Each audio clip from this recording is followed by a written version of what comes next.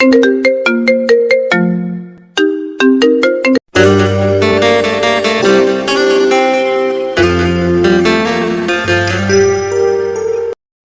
নতুন ভালোবাসার গল্প পেতে আমাদের চ্যানেলটি সাবস্ক্রাইব করে পাশে থাকা বেল আইকনে ক্লিক করুন।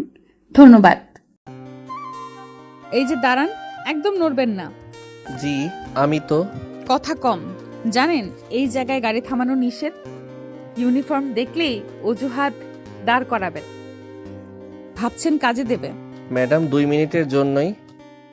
ম্যাডাম না, অফিসার আরিশা।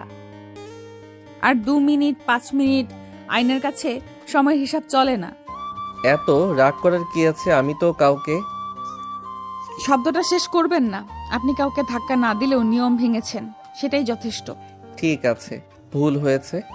ভুল হলে শাস্তিও হবে। লাইসেন্স কাগজপত্র বের করেন এক্ষুনি। এই নিন। আপনার মতো মানুষও ভাবে নিয়ম শুধু বইয়ের পাতায়, রাস্তায় নামলেই সব ছাড়। আপনি সবসময় এমন করা থাকেন নাকি? প্রশ্ন করার অনুমতি আপনাকে কে দিয়েছে? চালান কাটছি। পরের বার যেন এই জায়গায় আপনাকে আর না দেখি। একদিন হয়তো আবার দেখা হবে। হুমকি দিলে পরিস্থিতি আরো খারাপ হবে। চলে যান এক্ষুনি। চালানের কাগজটা হাতে নিয়ে ঈশান যখন ঘুরে দাঁড়াতে যায়, ঠিক তখনই হঠাৎ থেমে যায়। চোখে মুখে কোনো ভয় নেই, বরং অদ্ভুত এক আত্মবিশ্বাস। যেন এই রাগী পুলিশ অফিসারের সামনে দাঁড়িয়ে সে কোনো অপরাধী না, বরং কোনো অসমাপ্ত গল্পের নায়ক। ঈশান হালকা হাসি দিয়ে বলে, আমাদের তো বারবার দেখা হবে ম্যাডাম, আপনি চাইলেও আটকাতে পারবেন না। কথাটা শোনা মাত্র আরিশা ঘুরে তাকায়। চোখ দুটো সরু হয়ে আসে, রাগে না বরং সন্দেহে। মানে কি বলতে চান? এমন করে রহস্য করছেন কেন? আরিশার কণ্ঠ এবার আগের চেয়েও ঠান্ডা। এই ঠান্ডার মধ্যেই সবচেয়ে বেশি ভয় লুকিয়ে থাকে, সেটা ঈশান ভালোই বুঝতে পারে। তবু সে পিছিয়ে যায় না। ঈশান এক পা সামনে এগিয়ে আসে, গলার স্বর নিচু করে। রহস্য না ম্যাডাম, শুধু এইটুকু বলছি, আবার দেখা হবে। আপনি কি আমাকে হুমকি দিচ্ছেন, নাকি পুলিশের সাথে ফান করার সাহস দেখাচ্ছেন? না হুমকি, না ফান। কিছু সম্পর্ক কাগজে শুরু হয় না, সামনে এসে দাঁড়ায়। এই কথায় আরিশার ভ্রু কুঁচকে যায়। এত বছর চাকরিতে সে কত রকম মানুষের মুখোমুখি হয়েছে, কিন্তু এই ছেলেটা আলাদা। চোখে ভয় নেই, আবার বেয়াদবিও না। যেন নিজের কথার ভার সে নিজেই বহন করতে জানে। সাবধান হয়ে কথা বলবেন। আপনি কার সাথে কথা বলছেন সেটা ভুলে যাবেন না। ভুলিনি বলেই তো এত নিশ্চিন্ত। আইনের মানুষরা সবচেয়ে বেশি সত্যকে ভয় পান না, তাই না? এক মুহূর্তের জন্য চারপাশের শব্দ যেন থেমে যায়। আরিশা শক্ত করে দাঁড়িয়ে থাকে। এই কথার উত্তর সে সঙ্গে সঙ্গে দিতে পারে না। চোখে এক ঝলক অস্বস্তি, যা খুব দ্রুত আবার কড়া ভাবের আড়ালে লুকিয়ে ফেলে। বেশি কথা বললে পরিস্থিতি আপনার জন্য ভালো হবে না। এখন চলে যান। যাচ্ছি, কিন্তু মনে রাখবেন এই শহরটা ছোট, আর কাকতালীয়গুলো খুবই জেদি। ঈশান ধীরে ধীরে হেঁটে চলে যায়, পিছনে আর একবারও তাকায় না। আরিশা কিছুক্ষণ সেখানেই দাঁড়িয়ে থাকে। অদ্ভুতভাবে বুকের ভিতর একটা অস্বস্তি দানা বাঁধে। নিজের মনেই বিরক্ত হয়ে বলে, এই ধরনের লোকদের গুরুত্ব দেওয়া ঠিক না। কিন্তু তবুও তার মনে একটা প্রশ্ন ঘুরপাক খায়। ছেলেটা এত নিশ্চিত হয়ে কথাটা বলল কেন? দূরে চলে যাওয়া ঈশানের ঠোঁটের কোণে তখনও সেই হালকা হাসি। সে জানে এটা কেবল প্রথম দেখা না। আরিশা জানে না তার সাজানো নিয়মের জীবনে কেউ একজন নীরবে ঢুকে পড়েছে। রাত নামতে নামতে ঈশান বাড়িতে পৌঁছায়। গেট পেরিয়েই পরিচিত বাড়ির আলো, পরিচিত উঠোন, সবকিছুই চেনা। কিন্তু আজ কেন জানি তার বুকের ভেতরটা অচেনা রকম ভারী। মাথার ভেতর বারবার ভেসে উঠছে এক জোড়া করা চোখ, ঠান্ডা গলা আর রহস্যময় কিছু কথা। ভেতরে ঢুকতেই রান্নাঘর থেকে মায়ের ডাক ভেসে আসে, ঈশান এসেছিস? হাত মুখ ধুয়ে আয়, খেতে বস। মায়ের কণ্ঠে সেই চিরচেনা মমতা। অন্যদিন হলে ঈশান দৌড়ে যেত, কিন্তু আজ পা যেন এগোয় না। ঈশান ধীরে বলে, পরে খাই মা, এখন ভালো লাগছে না। ভালো লাগছে না মানে শরীর খারাপ নাকি? না মা, শরীর ঠিকই আছে, মাথাটা একটু ভার লাগছে। মা ছেলের মুখের দিকে ভালো করে তাকায়। ছেলের চোখে আজ সেই চঞ্চলতা নেই, কোথায় যেন ডুবে আছে। অফিসে কিছু হয়েছে নাকি? কারোর সাথে ঝামেলা? তেমন কিছু না মা, এমনি। এই এমনি কথাটার আড়ালে কত কিছু লুকানো, সেটা ঈশান নিজেও ঠিক বুঝতে পারছে না। মায়ের প্রশ্ন এড়াতে সে ব্যাগটা কাঁধে তোলে। আমি একটু উপরে যাচ্ছি মা, ঘুমালে ঠিক হয়ে যাবে। ঠিক আছে, তোর জন্য খাবার রেখে দিচ্ছি, খিদে লাগলে খেয়ে নিস। ঈশান কোনো উত্তর দেয় না। সিঁড়ি ভেঙে ধীরে ধীরে উপরে উঠে যায়। প্রতিটা ধাপে যেন তার মাথার ভেতরের ভাবনাগুলো ভারী হয়ে ওঠে। রুমে ঢুকে দরজাটা বন্ধ করতেই সে বিছানায় বসে পড়ে। চোখ বন্ধ করলেও শান্তি আসে না। আরিশার কণ্ঠ কানে বাজে। শব্দটা শেষ করবেন না, চলে যান। ঈশান নিজের ঠোঁটের অজান্তেই এক চিলতে হাসি টেনে নেয়। নিজের মনে মনে বলে, অদ্ভুত মেয়ে, এত কড়া, এত রাগী, অথচ কেন জানি মনে হচ্ছে এই গল্পটা এখানেই শেষ না। বিছানায় শুয়ে ছাদের দিকে তাকিয়ে থাকে সে। বাইরে কোথাও দূরে গাড়ির শব্দ, শহরের কোলাহল, সব মিলিয়ে রাতটা ধীরে ধীরে গভীর হয়। আর নিচে রান্নাঘরে মা থালায় ভাত ঢালতে ঢালতে একবার দীর্ঘশ্বাস ফেলে। মায়ের মন বলে, ফিল্টার চোখে যে অন্যরকম কিছু আছে। এই রাতে দুজন মানুষ আলাদা জায়গায় দাঁড়িয়ে, আলাদা ভাবনায় ডুবে। একজন জানে না সে কার জীবনে ঢুকে পড়েছে, আর আরেকজন বুঝতে শুরু করেছে তার নিয়মে জীবনে কেউ একজন নীরবে নড়াচড়া শুরু করেছে। সকালের রোদটা আজ একটু বেশি তীক্ষ্ণ। ব্যাগ কাঁধে নিয়ে ঈশান ভার্সিটির গেট বেরোয়। চারপাশে পরিচিত কোলাহল, হাসি, আড্ডা, দৌড়ঝাঁপ। শুধু তার ভেতরটা অদ্ভুতভাবে চুপচাপ। মাথার ভিতর এখনো গতকালের কিছু কথা ঘুরে বেড়াচ্ছে। কিছু চোখ, কিছু রাগী উচ্চারণ। ক্যাম্পাসের ভেতরে ঢুকতেই হঠাৎ পেছন থেকে, এই ঈশান, কই থাকিস রে? ফোন ধরিস না কেন? কাল থেকে ফোন দিচ্ছি, একবারও রিসিভ করলি না। হঠাৎ এত ব্যস্ত হলি নাকি? আরে না রে, এমনিতেই। এই এমনিতেই শব্দটা যেন ঈশানের আজকের সবচেয়ে বড় ঢাল। বন্ধুরা মুখের দিকে তাকিয়ে থাকে। এমনিতেই মানে কি? তোর মুখ দেখে তো ভালো লাগছে না। বেশি ভেবে লাভ নাই, রাতে মাথাটা একটু ধরেছিল, তাই ফোনটা সাইলেন্টে ছিল। বাহ, আমাদের খবর নেওয়ার দরকারই মনে হলো না। ঠিক আছে, মেনে নিলাম। তিনজন একসাথে হাঁটতে হাঁটতে ক্লাসরুমের দিকে যায়। চারপাশে পরিচিত করিডোর, দেয়ালে নোটিশ বোর্ড, দূরে ক্যান্টিনের গন্ধ, সবই চেনা। তবু ঈশানের কাছে আজ সবকিছু একটু দূরের মনে হচ্ছে।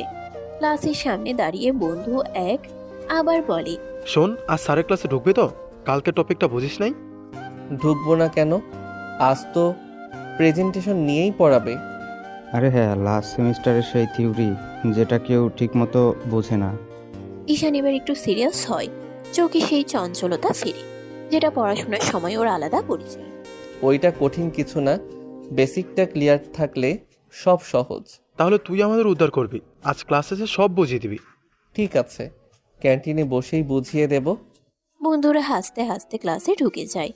বেঞ্চে বসে ঈশান খাতা খুলে বোর্ডের দিকে তাকালেও মনটা পুরোপুরি সেখানে নেই। হঠাৎ করে কলম থেমে যায়। চোখের সামনে ভেসে উঠে কড়া দৃষ্টি, ঠান্ডা গলা। আপনি কার সাথে কথা বলছেন সেটা ভুলে যাবেন না। এই কি হলো, হঠাৎ চুপ কেন? কিছু না, স্যার আসছে, চুপ কর। ক্লাস শুরু হয়। বোর্ডে লেখা স্যারের ব্যাখ্যা সবই বলছে। বোর্ডে লেখা স্যারের ব্যাখ্যা সবই চলছে। ঈশান নোট নেয়, প্রশ্নের উত্তর দেয়। বাইরে থেকে দেখলে কেউ বুঝতেই পারবে না তার ভেতরে অন্য এক অদৃশ্য অস্থিরতা কাজ করছে। ক্লাস শেষে বন্ধুরা আবার ঘিরে ধরে। মানতেই হবে, আজ তুই একদম ফর্মে ছিলি। ওই লাস্ট প্রশ্নটার উত্তর না দিলে তো আমি শেষ। পড়াশোনা বাদ দিলে চলবে নাকি? ডিগ্রি তো আর রাস্তায় পাওয়া যায় না। ঠিকই বলেছিস, চল ক্যান্টিনে যাই, আজকের টপিকটা বুঝিয়ে দে। তারা ক্যান্টিনের দিকে হাঁটে। ঈশান হাঁটতে হাঁটতে ভাবে জীবনটা কত সহজ ছিল এতদিন। ক্লাস, বন্ধু, পড়াশোনা, এই গণ্ডির ভেতরেই সব। কিন্তু কেন জানি মনে হচ্ছে কোথাও থেকে কেউ একজন এসে এই গণ্ডির বাইরে টান দিচ্ছে। আর সেই টানটা অদ্ভুতভাবে সে নিজেও এড়াতে চাইছে না। ক্যান্টিনের এক কোণে তিনজন বসে। টেবিল জুড়ে খাতা, কলম আর আধ খাওয়া নাস্তা। চারপাশে আড্ডার শব্দ, চায়ের কাপের টুংটাং, সব মিলিয়ে ক্যাম্পাসের চেনা দৃশ্য। মাঝখানে বসে ঈশান বোঝাতে বোঝাতে বোর্ডের মতো খাতায় রেখা টানে। দেখ, এই অংশটা যদি আগে ধরিস তাহলে পরের ফর্মুলাটা এমনিতেই মিলবে। আচ্ছা, এখন বুঝছি, আগে মাথার উপর দিয়ে যেত সব। ঈশান ধৈর্য ধরে আবার বুঝিয়ে দেয়, কথার ভঙ্গিতে কোনো বিরক্তি নেই, বরং চোখে এক ধরনের স্থিরতা। হঠাৎ বন্ধু দুই ঈশানের দিকে তাকিয়ে হেসে বলে, একটা কথা বলি, রাগ করবি না কিন্তু। বল। কিরে, তুই তো 1 বছর আগেও পড়াশোনায় মন দিয়ে করতিস না, ক্লাসে ফাঁকি দিতি, আড্ডা, এই ছিল তোর লাইফ। হঠাৎ কি এমন দেখলি যে একদম বদলে গেছিস? কথাটা শুনে ঈশানের হাতের কলম থেমে যায়। সে কয়েক সেকেন্ড চুপ থাকে, চোখ নামিয়ে খাতার পাতায় তাকায়, যেন ভেতরের কথাগুলো গুছিয়ে নিচ্ছে। তারপর ধীরে ধীরে মাথা তুলে বলে, মানুষের একটা সময় আসে যখন সে বুঝতে শেখে সবকিছু হালকাভাবে নিলে জীবন হালকা থাকে না। বাহ, আজকাল দার্শনিক হয়ে যাচ্ছিস দেখছি। দার্শনিক না, বাস্তববাদী। চারপাশের শব্দ যেন একটু দূরে সরে যায়। ঈশানের কণ্ঠে এবার এক ধরনের দৃঢ়তা। জীবনের লক্ষ্যে পৌঁছাতে পড়াশোনা সবার আগে। আমি বুঝে গেছি শর্টকাটে খুব দূরে যাওয়া যায় না, তাই আমি সেই পথটাই বেছে নিয়েছি। হঠাৎ এত বড় সিদ্ধান্তের পেছনে কোনো কারণ আছে নাকি? এক মুহূর্তের জন্য ঈশানের চোখে ভেসে ওঠে কিছু তিক্ত অতীত। ঈশানের গলা ধরে আসে। সে দ্রুতই নিজেকে সামলে নেয়। কারণ থাকতেই পারে, কিন্তু সব কারণ সবাইকেই বলতে নেই। যাই হোক, ভালো দিকেই তো যাচ্ছিস, আমাদেরও একটু টেনে তুলিস। সেটাই তো করছি। একসাথে থাকলে এগোনো সহজ হয়। তিনজন আবার পড়ায় মন দেয়। ঈশান বোঝাতে থাকে, বন্ধুরা মন দিয়ে শোনে। বাইরে থেকে দেখলে মনে হবে এটা নিছকই একদল ছাত্রের পড়াশোনা, কিন্তু ঈশানের ভেতরে তখন অন্য এক দৃশ্য। নিজের মনে এসে বলে, লক্ষ্য ঠিক না করলে কারোর সামনে দাঁড়ানো যায় না। বিকেলের আড্ডা শেষে ঈশান ভার্সিটির গেট পেরিয়ে বের হয়। চারপাশে ছাত্রছাত্রীদের ভিড়, গাড়ির শব্দ, পরিচিত কোলাহল। সে একটু সামনে এগিয়েই হঠাৎ থেমে যায়। সামনের রাস্তায় উত্তেজনা। দুজন কনস্টেবল এক লোককে ধরে রেখেছে। লোকটা চেঁচাচ্ছে, হাত ছাড়ানোর চেষ্টা করছে। আর ঠিক মাঝখানে কড়া ভঙ্গিতে দাঁড়িয়ে আছে আরিশা। চোখে সেই চেনা আগুন, কণ্ঠে কোনো নরম ভাব নেই। চুপ করুন, আর একবার নড়াচড়া করলে অবস্থা খারাপ হবে। আসামিটা মরিয়া হয়ে হাত ছাড়াতে চাইছে। আরিশা এক ঝটকায় তার কলার চেপে ধরে। কতদার পাওয়ার আছে নাকি? এত জোর দেখাচ্ছেন কেন? এই কথাটা শোনা মাত্র ঈশানের ভেতরে কেমন যেন একটা অদ্ভুত সাহস জেগে ওঠে। সে আর দূরে দাঁড়িয়ে থাকে না, ধীরে ধীরে কাছে এসে বলে, বাবা মেয়ে হয়েও এত জোর হাতটা ধরেন, একটু হালকা করলে কি হয়? আরিশা চমকে তাকায়। চোখের সামনে ঈশান। এক মুহূর্ত চিনতে দেরি হয় না, ভ্রু দুটো আরো শক্ত হয়ে যায়। একটা খেয়ে দেখুন মিস্টার, কেমন লাগে। মার নয়, আদর পেতে চাই। কনস্টেবল দুজন পর্যন্ত একবার করে তাকায়। আরিশার চোখের রাগ মুহূর্তে দ্বিগুণ হয়। পুলিশের সাথে ফ্লার্ট, জেলে ভরে দেব কিন্তু। তাহলে তো দেখা আরো নিয়মিত হবে। আপনার কথাই তো ঠিক হলো। বেশি বুদ্ধি দেখাবেন না, আমি ডিউটিতে আছি। জানি আপনাকে ডিউটিতেই সবচেয়ে ভয়ঙ্কর লাগে। এক সেকেন্ডের জন্য দুজনের চোখে চোখ, চারপাশের শব্দ যেন মিলিয়ে যায়। তারপর আরিশা নিজেকে শক্ত করে নেয়। কনস্টেবল, আসামিকে গাড়িতে তুলুন। আসামিকে তুলে নেওয়া হয়। গাড়ি এগিয়ে যায়। আরিশা ঘুরে আবার ঈশানের দিকে তাকায়।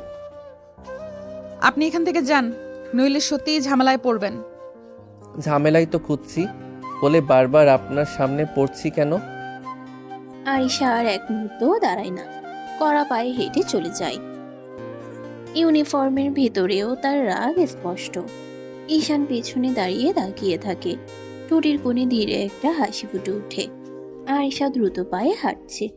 ডিউটির রেশ এখনো শরীরে, চোখে সেই চেনা কড়া ভাব। হঠাৎ পেছন থেকে দৌড়ে আসার শব্দ। এই যে, দাঁড়ান। আরিশা থামে না। ঈশান আরো কাছে এসে হাঁটতে হাঁটতেই বলে, বাইরে তো এত রাগী, ভিতরে কেমন আপনি? এই কথায় আরিশা হঠাৎ থেমে যায়। ধীরে ঘুরে তাকায়, চোখে আগুনের ঝিলিক। ভেতরে খাবার, আপনি নিয়ে কি করবেন? জানার ইচ্ছে আছে বলেই তো মানুষ বাইরে একরকম ভিতরে আরেক রকম হয়। আরিশা ঠোঁট চেপে ধরে। এই ছেলেটা সীমা বোঝে না, নাকি মুছেও ভাঙছে তা সে ধরতে পারছে না। বেশি ব্যক্তিগত প্রশ্ন করছেন, এটা ভালো লক্ষণ না। আচ্ছা, ব্যক্তিগতই যদি বলি, স্বামীকে কে খুব আদর করেন? আপনাকে বলবো কেন? আপনি কে আমার? গলা উঁচু না, কিন্তু প্রতিটা শব্দ কাটার মতো ধার। আশপাশের দু একজন তাকিয়ে দেখে, ঈশান অবশ্য এক চুলও বিচলিত না। ঠিকই তো, আমি তো এখনো কেউ না, তবু জানার ইচ্ছে আছে। কোন সাহসী পুলিশ অফিসারের ব্যক্তিগত জীবন নিয়ে কথা বলেন? সাহস না, কৌতূহল। বাইরে এত কঠিন, ভিতরে কি একটু নরম না? এই প্রশ্নে আরিশা চুপ করে যায়। এক সেকেন্ডের জন্য তার চোখে একটা অদ্ভুত ছায়া খেলে যায়। খুব দ্রুত আবার কড়া ভাব ফিরে আসে। আপনার কৌতূহল ভুল জায়গায় যাচ্ছে, এই রাস্তা ছেড়ে দিন। রাস্তা তো ছেড়ে দেব, কিন্তু প্রশ্নটা রেখে যাব। আর একবার এমন কথা বললে আইনের ভাষায় উত্তর দেব। সেটাও মেনে নেব, কিন্তু একদিন আপনি নিজেই উত্তর দেবেন। আরিশা আর কথা বাড়ায় না, সোজা সামনে হাঁটতে শুরু করে। পিছনে আর তাকায় না। ঈশান দাঁড়িয়ে থাকে। তার চোখে আজ আর দুষ্টুমি না, বরং এক ধরনের স্থির সিদ্ধান্ত। নিজের মনে বলে, বাইরে যতই কঠিন হও, ভিতরে কিছু না থাকলে মানুষ এমন চোখে তাকায় না। বিকেল নামতে নামতেই ক্যাম্পাসের ক্যান্টিনে ঈশান বন্ধুদের সাথে বসে আড্ডা দিচ্ছে। টেবিল জুড়ে খাতা, কলম আর কয়েকটা চায়ের কাপ।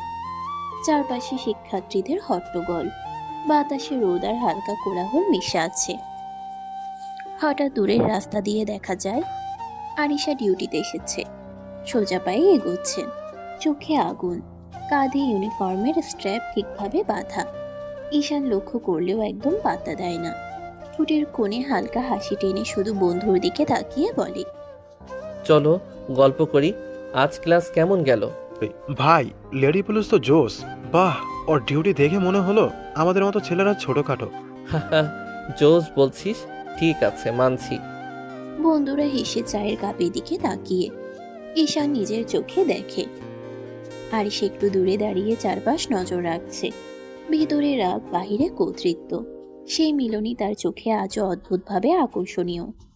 ভাই, ওর চোখে আগুন, বডি ল্যাঙ্গুয়েজ সব মিলিয়ে ফাটাফাটি। তুই বলতি না এই শহরে সব পুলিশ এত রাগী হয়?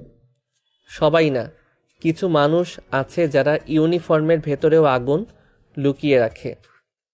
আরিশা এবার পাশের টেবিলের দিকে তাকায়, চুপচাপ। ঈশান চোখ ফেরায় না। কিছুক্ষণ তারা একে অপরকে মাত্র নজরে ধরেই যায়। ভাই দেখেছিস, ও হেঁটে চলে গেল। এই শহরের সব লেডি পুলিশও যদি এমন হয়। হ্যাঁ, কিন্তু দেখো, কিছু মানুষ শুধু পেশাই কঠিন, ভিতরে অন্য কেউ থাকতে পারে, সেটা খুঁজে বের করতে হয়। বন্ধুরা কিছু বলতে পারল না। আরিশা চলে গেলেও তার উপস্থিতি পুরো ক্যান্টিনে একটা অদ্ভুত ছাপ রেখে গেল। ঈশান আবার চায়ের কাপ হাতে নিয়ে ধীরে হাসে। নিজেই মনে মনে বলে, রাগী ম্যাডাম, তুমি যতই বাইরে কঠোর হও, কি আমি একদিন দেখতে চাই। ক্যান্টিনের বিকেলটা ধীরে ধীরে গড়িয়ে যায়। বন্ধুরা আড্ডায় ব্যস্ত, কিন্তু ঈশানের মন সবসময় সেখানে। আরিশার চোখ, তার আগুন, তার শক্তি। রাত নামে। ঈশানের বাড়িতে ডাইনিং টেবিল সাজানো, হালকা আলো, ধোঁয়া ওঠা ভাতের গন্ধ আর ভাজে ডাল, সব মিলিয়ে পরিচিত পারিবারিক দৃশ্য। ঈশান খাবারের পাত্র হাতে টেবিলের দিকে বসে। মা একটু হাসি দিয়ে সালাদ সাজাচ্ছেন।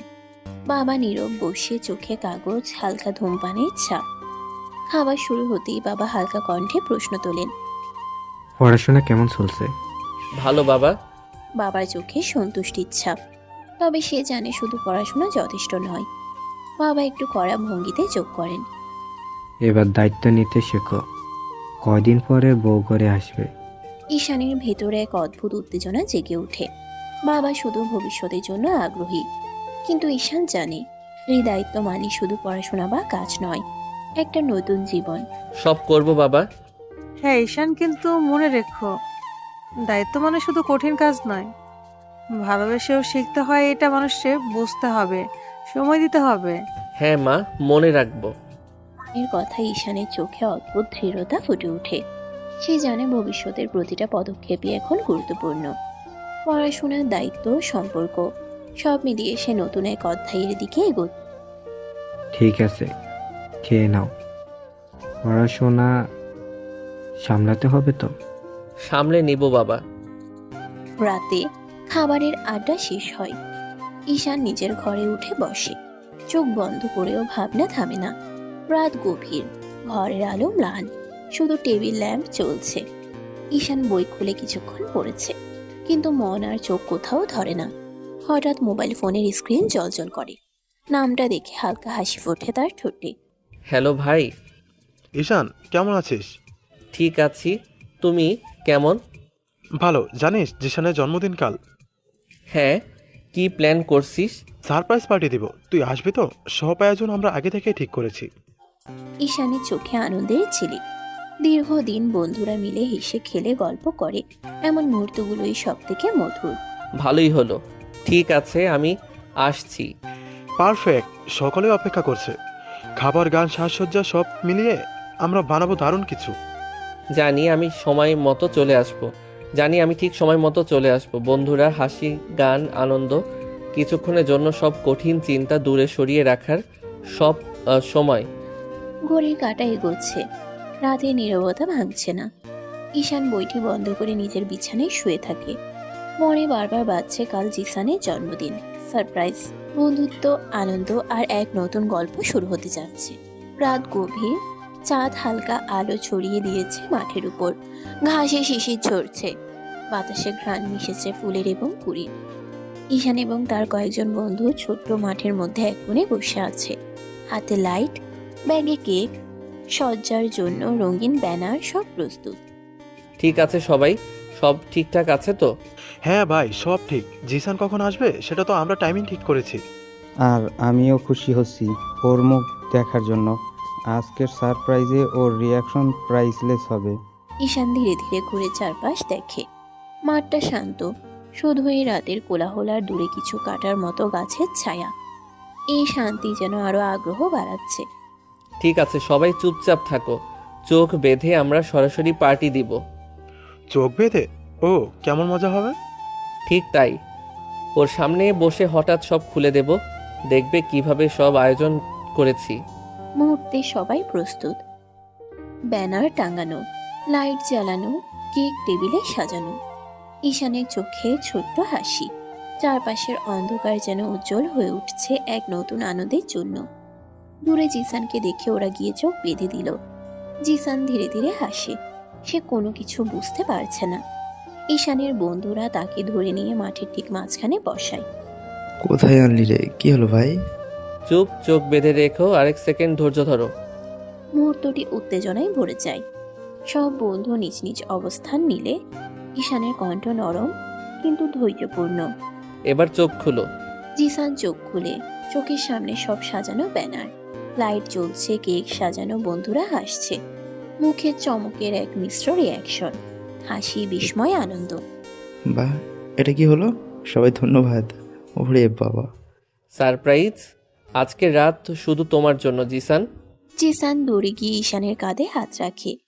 বন্ধুরা একসাথে হেসে ওঠে। মাঠে আলো, হাসি, কেকের ঘ্রাণ, সব মিলিয়ে এক অসাধারণ মুহূর্ত। এই তো আমি সবসময় চেয়েছি একটি সত্যিকারের সারপ্রাইজ। খুশি হয়েছিস তো? অনেক ভাই। জিসানের জন্মদিনের পার্টি শেষ। মাঠে এখন শুধু ছাপ্পা ছাপ্পা শিশিরের গন্ধ, হাওয়ায় মৃদু ঠান্ডা। ঈশান এবং তার বন্ধুরা একসাথে কেক কেটে, গান গেয়ে, আড্ডা দিয়ে আনন্দের শেষ মুহূর্ত উপভোগ করেছে। তারপর ধীরে ধীরে সবাই বিদায় নেয়। ঈশান ব্যাগ কাঁধে নিয়ে বাড়ির দিকে যাচ্ছিল। রাস্তা ফাঁকা, চারপাশে রাতের নীরবতা, হালকা বাতাস চোখে লাগে। হঠাৎ চোখ আটকে গেল দূরে। রাস্তার পাশে আরিশার স্কুটি স্টার্ট হচ্ছে না। ঈশান দ্রুত এগোতে শুরু করে। স্কুটি ঠিকমতো থেমে আছে। আরিশা কিছুটা ঝুঁকে চাবি ঘোরাচ্ছে। কি ম্যাডাম, কি সমস্যা? দেখতেই তো পাচ্ছেন কি সমস্যা, আবার জিজ্ঞেস করছেন কেন? ঈশানের ভেতরে এক ধরনের দুশ্চিন্তা জেগে ওঠে।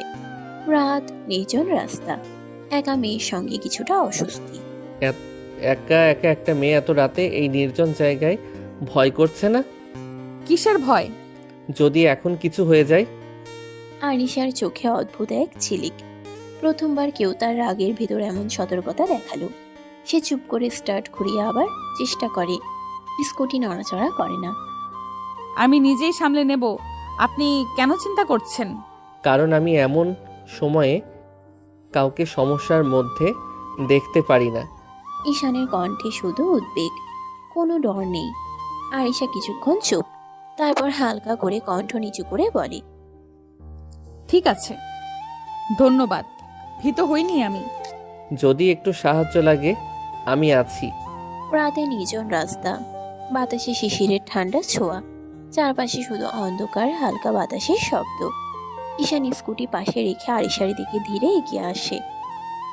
ঈশান হালকা হাসি দিয়ে কানের কাছে ফিসফিস করে বলে, দুজন এই নির্জন জায়গায় কেমন ফিল হচ্ছে ম্যাডাম? দূরে সরুন। ঈশান চোখের কৌতূহল আর চোখের কোণে ছোট্ট এক বাঁকা। ঈশানের চোখে কৌতূহল আর চোখের কোণে ছোট্ট এক বাঁকা হাসি। সে হঠাৎ করে আরিশার হাত ধরে ধীরে কাছে টানে।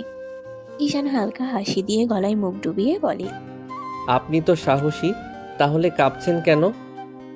ঈশান, সীমার বাইরে যাওয়ার চেষ্টা করলে চুপ করে ফিল করুন ম্যাম। সীমা বজায় রাখুন। ঈশান আর শুনল না। আরিশার ঠোঁটে ঠোঁট ডুবিয়ে কিস করতে লাগলো। বেশ কিছুক্ষণ পরে ঈশান ছেড়ে দিল আরিশাকে। আরিশা রেগে কিছু বলতে গিয়েও বলল না। আরিশা স্কুটি নিয়ে ধীরে ধীরে চলে যায়। ঈশান কিছুক্ষণ দাঁড়িয়ে থাকে। রাতের নীরবতার মধ্যে শুধু হৃদয়ের দ্রুততা অনুভব করে। আরিশা বাড়ি ফিরে আসে। রাত এখন পুরোপুরি নীরব। ঘরে হালকা আলো। আয়নার পাশে সে দাঁড়িয়ে। ভিতরে মনটা অচেনা উত্তেজনায় ভরা, রাগ আর দ্বন্দ্বের মিশ্রণ। আজ রাতে সেই নির্জন রাস্তায় ঈশানের সাহসী আচরণ আর আরিশার ভিতরের কৌতূহল সবই এখন একেবারে ভেসে ওঠে। আরিশা আয়নার সামনে দাঁড়িয়ে নিজেকে দেখছে, আর সেই মুহূর্তে চোখ বন্ধ করে মনে মনে সেই চুম্বনের স্পর্শটি পুনরায় অনুভব করে। আরিশা নিজের মনে হালকা শ্বাস ফেলতে ফেলতে বলে, পিচ্চি ছেলের এত সাহস, আমাকে কিস করে।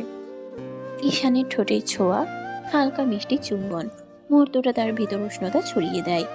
রাগী চোখ, শক্ত মন, সব মিলিয়ে ভিতরের অদ্ভুত নরমতা জাগে। ওকে দেখে নেব।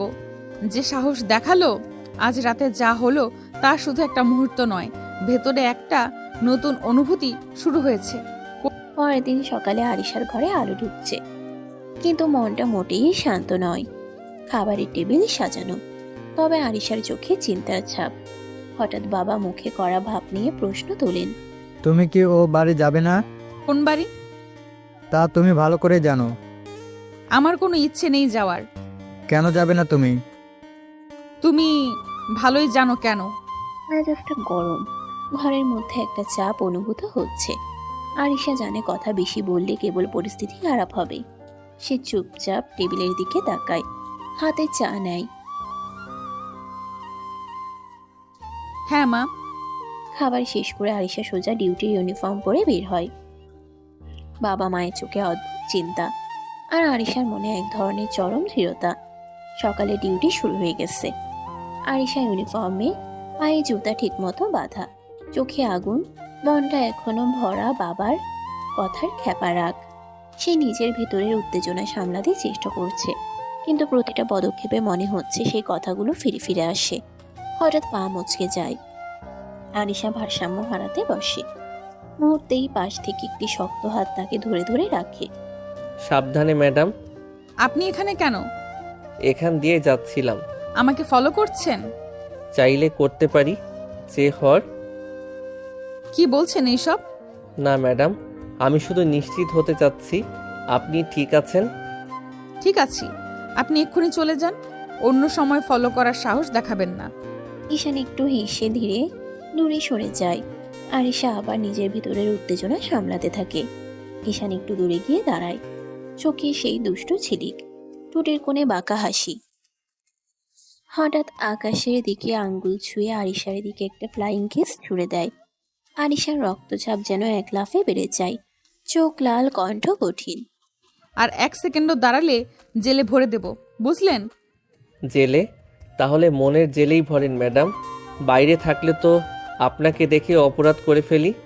বেশি চালাকির চেষ্টা করবেন না, আমি পুলিশ, মজা করছি না।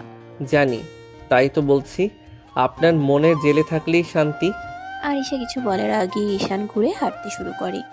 2 কদম গিয়ে আবার থামে, কাঁধের উপর দিয়ে তাকায়। ম্যাডাম, রাগ করলে আপনাকে আরো আরো হট লাগে। আপনাকে একদিন সত্যি সত্যি হাত করা পরাবো। সেদিনটার অপেক্ষাতেই তো আছি। ঈশান চলে যায়। আরিশা কিছুক্ষণ দাঁড়িয়ে থাকে। চারপাশে ডিউটির কোলাহল, কিন্তু তার ভেতরে অদ্ভুত এক অস্থিরতা। রাগে দাঁত চেপে ধরে সে ফিসফিস করে বলে, এই ছেলেটা আমার মাথা গরম করতেই জন্মেছে। তবুও অজান্তেই তার চোখের কোণে এক মুহূর্তের জন্য অন্যরকম এক ঝাঁকুনি খেলে যায়, যেটা সে কোনোভাবেই স্বীকার করতে চায় না। কয়েকদিন পরে সকালে ঘরের মধ্যে চায়ের কাপে হালকা ধোয়া, কিন্তু আরিশার মন আজও পূর্ণ এক চিন্তায়। হঠাৎ বাবা মুখে সতর্ক ভঙ্গি নিয়ে বলে, তোমার আজাদ আঙ্কেলের বাড়িতে দাওয়াত আছে, চলো যেতে হবে। আমার ডিউটি আছে, তোমরা যাও।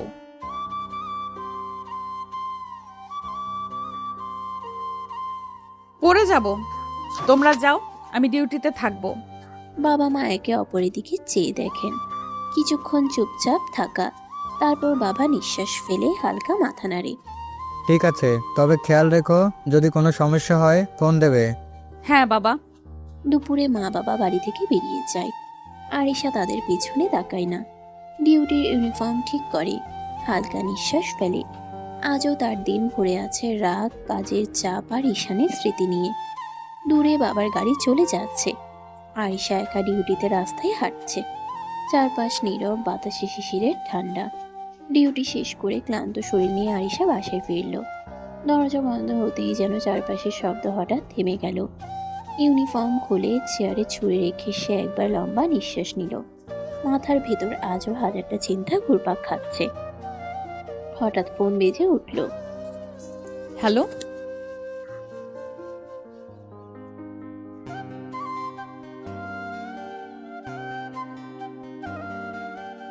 কেন পারবো না? আমি কি ছোট বাচ্চা নাকি?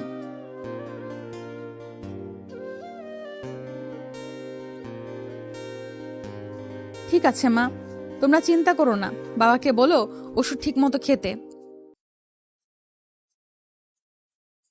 হ্যাঁ, রাখছি। ফোন কেটে যেতেই ঘরটা আরো নীরব লাগলো। আরিশা একটু সময় দাঁড়িয়ে থাকলো, তারপর ধীরে ধীরে বাথরুমে ঢুকে পড়ল। ঠান্ডা পানির ছোঁয়ায় দিনের ক্লান্তি কিছুটা হলেও হালকা হলো। আয়নার সামনে দাঁড়িয়ে নিজের চোখের দিকে তাকিয়ে সে ফিসফিস করে বলল, সারাদিন অন্যদের সামলাই, নিজেকে সামলানো সবচেয়ে কঠিন। ফ্রেশ হয়ে বেরিয়ে চুলটা হালকা করে বেঁধে নিল। রান্নাঘরে ঢুকে চুলায় হাঁড়ি বসালো। খাবারের গন্ধে পেটটা হালকা কেঁপে উঠল। টেবিলে বসে চুপচাপ খেতে শুরু করলো সে। খেতে খেতেই হঠাৎ অজান্তে ঈশানের কথা মনে পড়ে গেল, তার সেই দুষ্ট হাসি, উস্কানি মাখা কথা।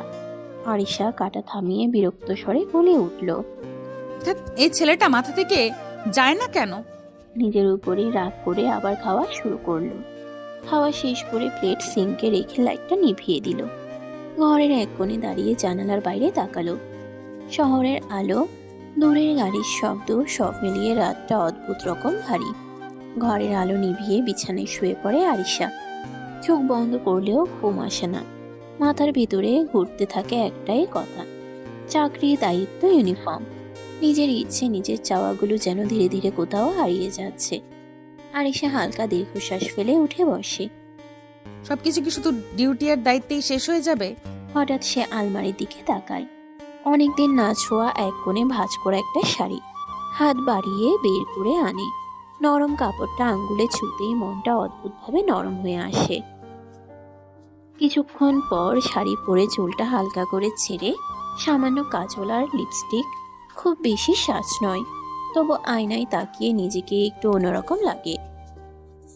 আরিশা আয়নার সামনে দাঁড়িয়ে মৃদু হেসে বলে, বাবা, একদম বউ লাগছে। বউই তো। কে? দৃষ্টি গিয়ে আটকে যায় ব্যালকনির দিকে। আধো অন্ধকারে রেলিংয়ে হেলান দিয়ে দাঁড়িয়ে ঈশান, মুখে সেই চিরচেনা দুষ্ট হাসি। আপনি এখানে কেন? ইচ্ছে হলো। আপনার মাথা ঠিক আছে? এভাবে কারো বাসায় ঢোকা? দরজা দিয়ে না, মন দিয়ে ঢুকলে দোষ হয় না ম্যাডাম। বেশি কথা বলবেন না, এক্ষুনি বের হন, না হলে জেলে ভরবেন। আজ কিন্তু ইউনিফর্ম নেই, আজ আপনি শুধু আরিশা। আরিশা কিছুক্ষণ চুপ করে থাকে।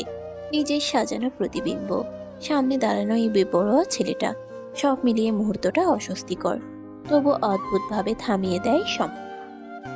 এই বাড়ি ছেড়ে যান ঈশান। আপনি যখন হাসেন, এই রাগী পুলিশ আপুটা থাকে না, তখন আপনি শুধু ভীষণ সুন্দর। চলে যান, আমি বাড়িতে একা, কেউ দেখলে খারাপ হবে। ঈশান এক মুহূর্ত থামে, তারপর ধীরে ধীরে ব্যালকনির ভেতর পা রাখে।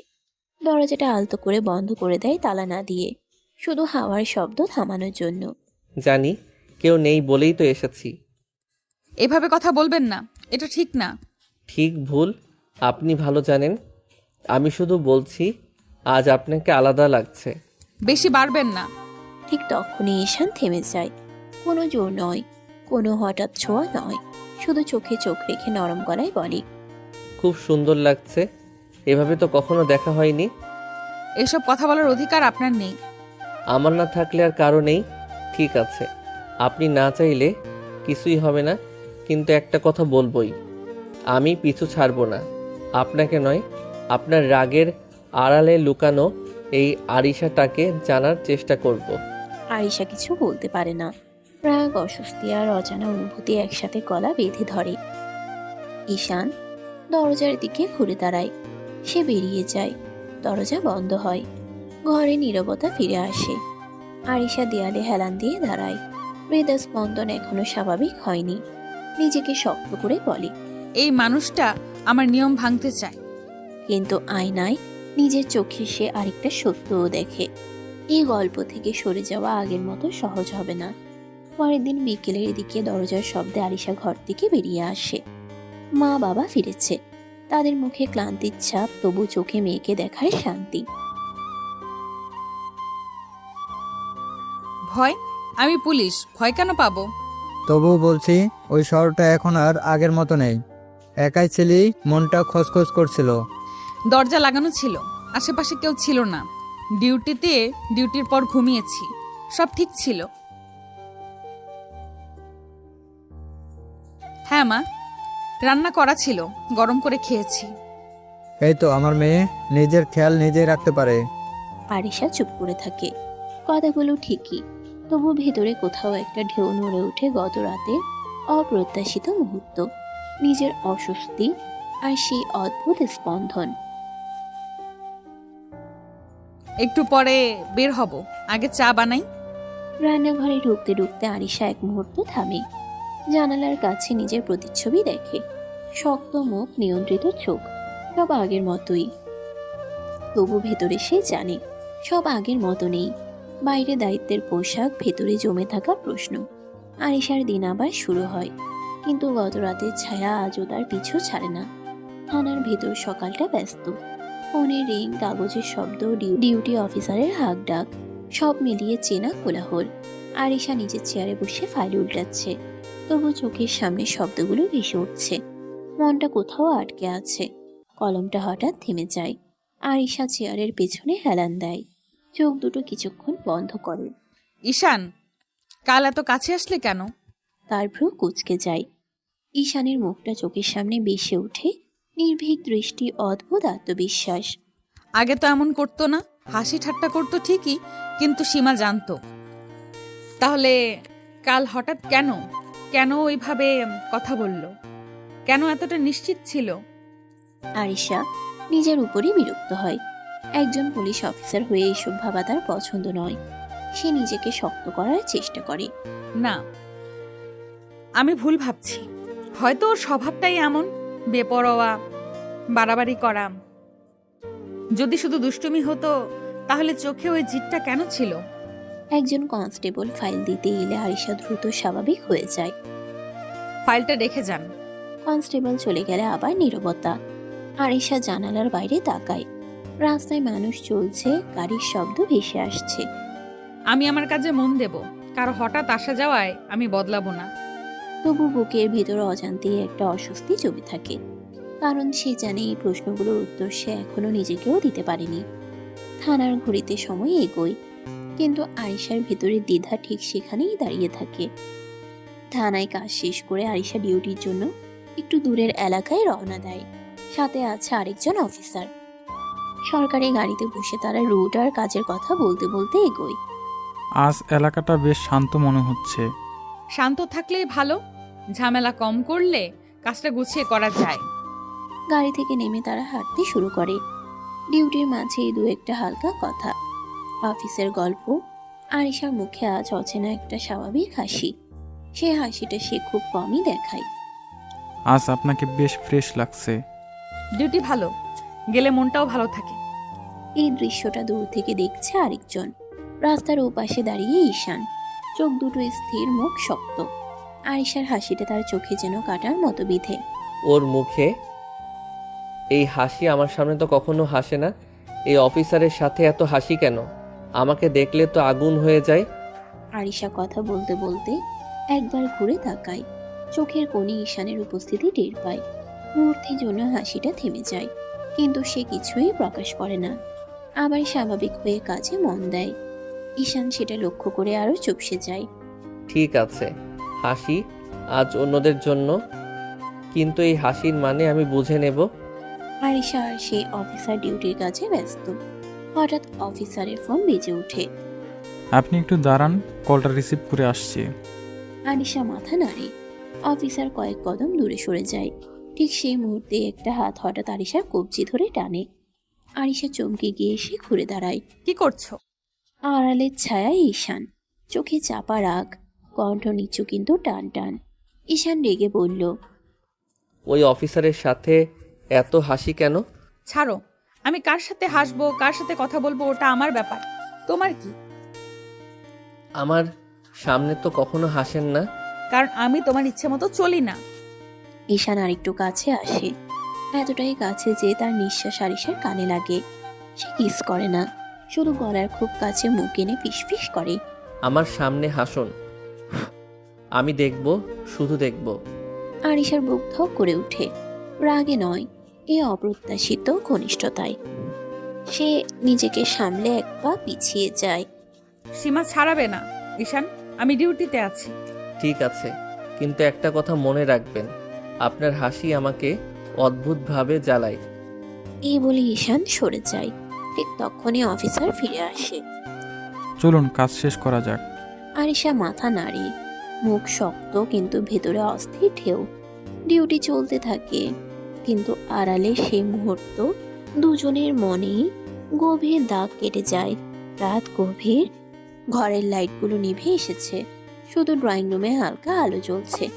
আরিশা ডিউটি শেষে চুপচাপ বসে আছে, মুখে ক্লান্তি, চোখে একরাশ ভাবনা। হঠাৎ বাবা ধীরে এসে সামনে চেয়ারে বসেন। আর কতদিন এভাবে থাকবি আরিশা? এভাবে মানে? কাজ, ডিউটি, একা থাকা, মানুষ তো কথা বলে না মা, সমাজে কানাঘুষা থামে না। আমি মানুষের কথা ভাবি না বাবা। তুই না ভাবলো মানুষ ভাববে। আমরা তো এই সমাজে বাস করি, চাইলেও বাইরে থাকতে পারি না। আরিশা উঠে দাঁড়ায়, জানালার পাশে গিয়ে দাঁড়িয়ে বাইরে তাকায়। অন্ধকারে দূরের আলো ঝিলমিল করছে।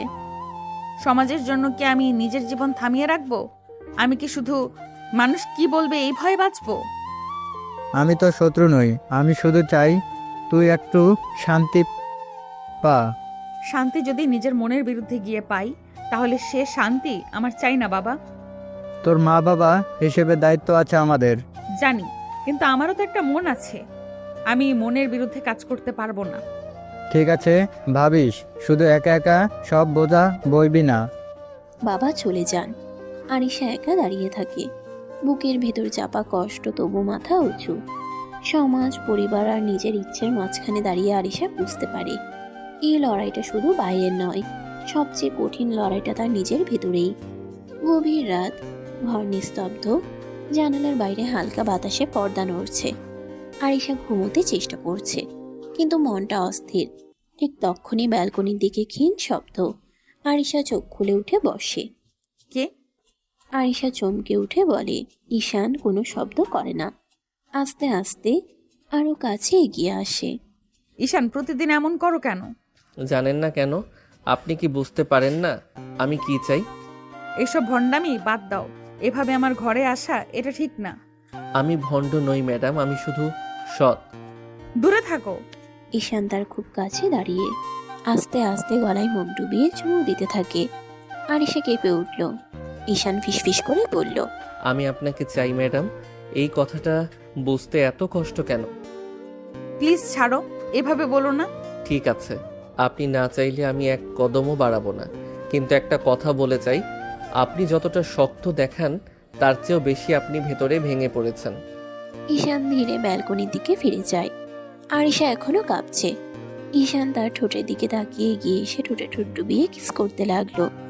আরিশা জামা খামচে ধরলো। ঈশান ঠোঁট ছেড়ে বলল, ভয় পাবেন না, আমি চাপ দিতে আসিনি, আমি অপেক্ষা করতে পারি। ব্যালকনি দরজা দিয়ে এসে মিলিয়ে যায় অন্ধকারে। আরিশা চোখ খুলে বিছানার ধারে বসে পড়ে। বুকের ভেতর অদ্ভুত কাঁপুনি। সে নিজেকে জড়িয়ে ধরে ফিসফিস করে। কেন তুমি আমাকে এতটা নাড়িয়ে দিচ্ছ ঈশান? পরের দিন সকাল। রাতের অস্থিরতা এখনো আরিশার চোখে মুখে লেগে আছে। নাস্তার টেবিলে বসেও সে অন্যমনস্ক। বাবা খবরের কাগজ পড়ছে, মা রান্নাঘরে। হঠাৎ আরিশা গভীর শ্বাস নিয়ে বাবার দিকে তাকায়। বাবা, তাকে আসতে বলো। কাকে? তাকেই। তুমি জানো কাকে বলছি। মানে সেদিন তো দেখছি সে, তখন কথা বলিস নাই? না বাবা, আমি সেদিন অন্যদিকে ঘুরে কথা বলছিলাম, আমি তাকে ঠিক করে দেখিনি। বাবা কিছুক্ষণ চুপ করে থাকেন। মেয়ের মুখের দিকে তাকিয়ে বুঝতে চেষ্টা করেন এই কথার ভেতরে কতটা দ্বিধা, কতটা সিদ্ধান্ত। হঠাৎ আজ তাকে দেখতে চাও কেন? জানি না, কিন্তু এবার নিজের চোখে দেখতে চাই। ঠিক আছে, আজই খবর পাঠাবো, আসতে বলবো। ধন্যবাদ বাবা। বাবা আবার খবরের কাগজে চোখ রাখেন, কিন্তু মনটা সেখানে নেই। আর আরিশা উঠে নিজের ঘরে চলে যায়। ঘরের দরজা বন্ধ করে আয়নার সামনে দাঁড়ায় সে। ইউনিফর্ম ঝোলানো, পাশে সাধারণ শাড়ি।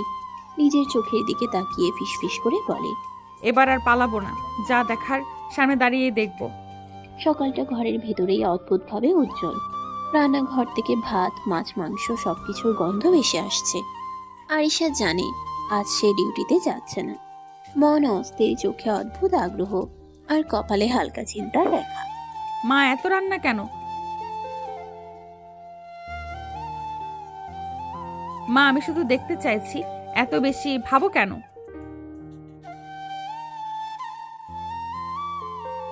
আরিশা কিছুক্ষণ চুপ করে থাকে। রান্নার গন্ধ, মায়ের কথা, সব মিলিয়ে মন যেন উষ্ণ হয়ে যায়। মা কি ঠিক বলছে? আমি কি সত্যিই আজ কিছুটা ভেঙে পড়বো? মা রান্না শেষ করে টেবিলে সাজাচ্ছেন। আরিশা পাশে দাঁড়িয়ে তাকায়, সবকিছু নিখুঁত। হঠাৎ মনে হয় এই স্নেহের মাঝে যে নিরাপত্তা আছে। রান্নাঘরের টেবিলে পাশে মা আরিশার দিকে ঘুরে তাকিয়ে বলেন, মা, এইসব করতে পারবো না।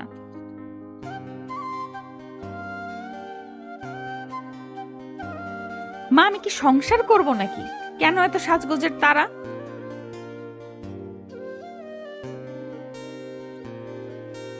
আরিশা ঘরে ফিরে যায়। আলমারি থেকে শাড়ি বের করে হাতে ধরে খুলতে শুরু করে। ভিতরে অস্বস্তি, বড্ড অচেনা উত্তেজনা, সব মিলিয়ে বুকটা টান টান। শাড়ি পরবো তো, কিন্তু মানসিকভাবে প্রস্তুত নই। আরিশা আলমারি থেকে শাড়ি বের করে পরেছে। আয়নায় নিজের প্রতিচ্ছবি দেখে চোখে অল্প হাসি। এসব বলো না মা।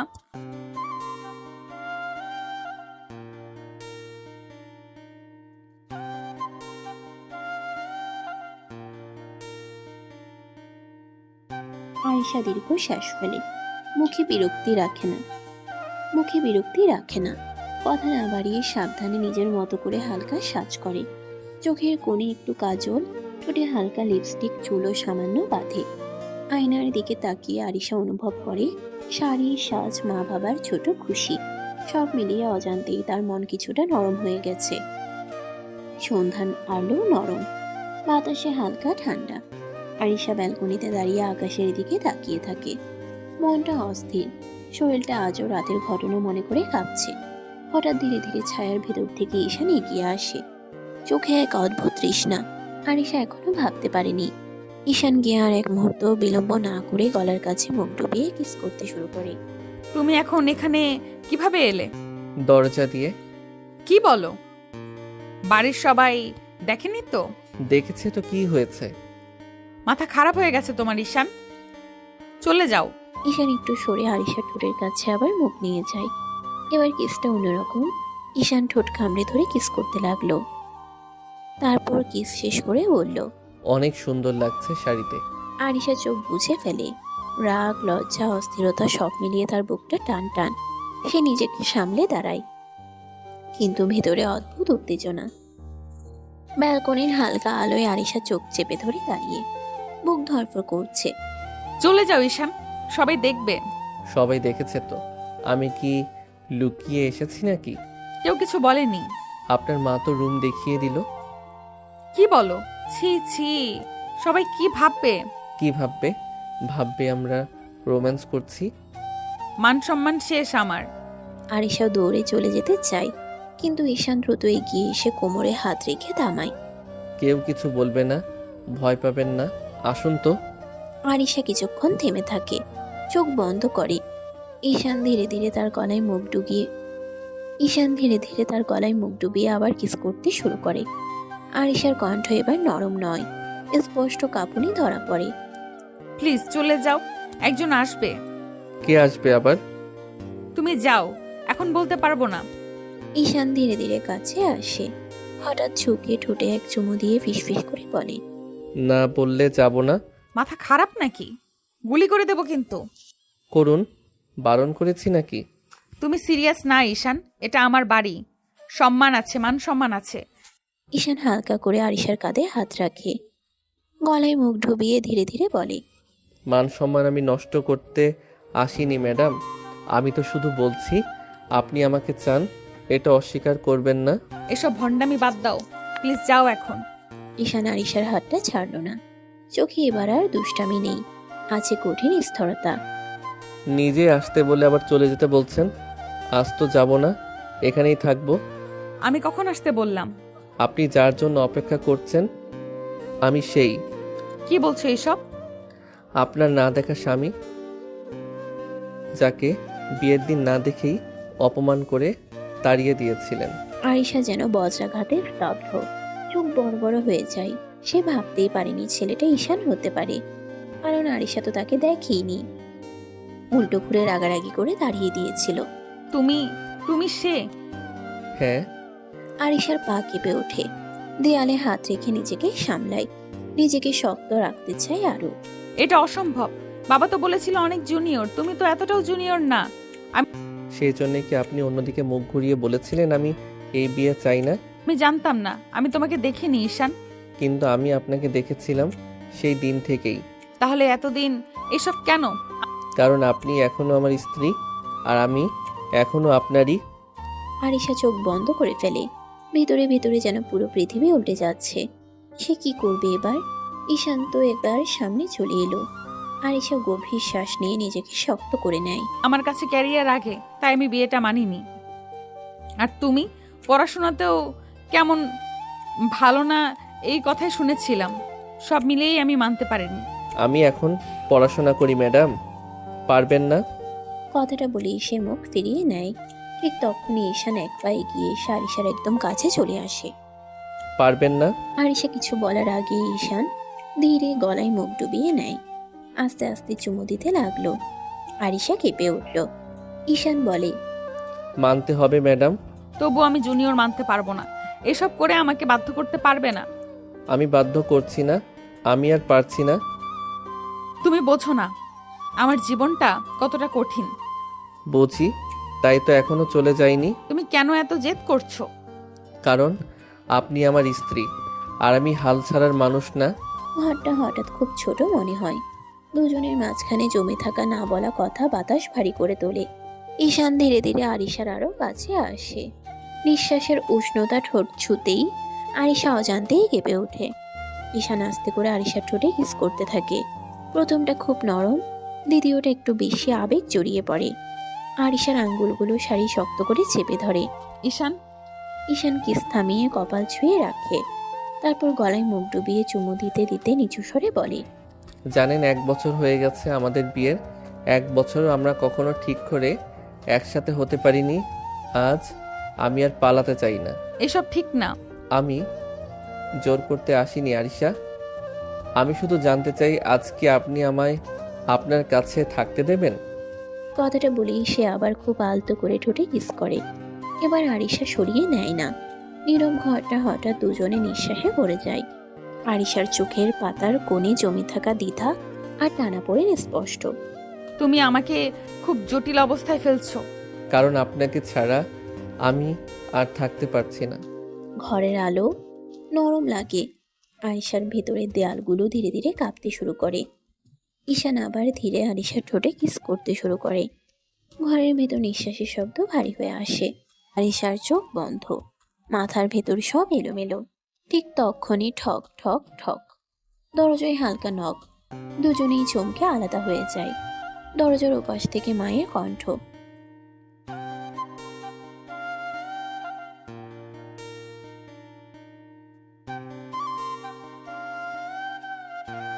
আরিশার বুক ধক করে ওঠে। সে দ্রুত শাড়ির আঁচল ঠিক করে কণ্ঠ স্বাভাবিক করার চেষ্টা করে। আচ্ছা মা, আসছি। চলো, ভদ্র থাকার চেষ্টা করো। তুমি তো অসভ্য। চিন্তা করবেন না ম্যাডাম, আপনার মা বাবার সামনে আমি খুব ভদ্র জামাই। আরিশা দরজার দিকে পা বাড়াতে গিয়েও থেমে যায়। একবার পিছনে তাকায়। এসব পরে কথা হবে, এখন চলো। পরে মানে আজই? আরিশা কিছু না বলে দরজা খুলে বেরিয়ে যায়। ডাইনিং এ ঢুকতে মায়ের চোখ চকচক করে ওঠে। ধন্যবাদ মা।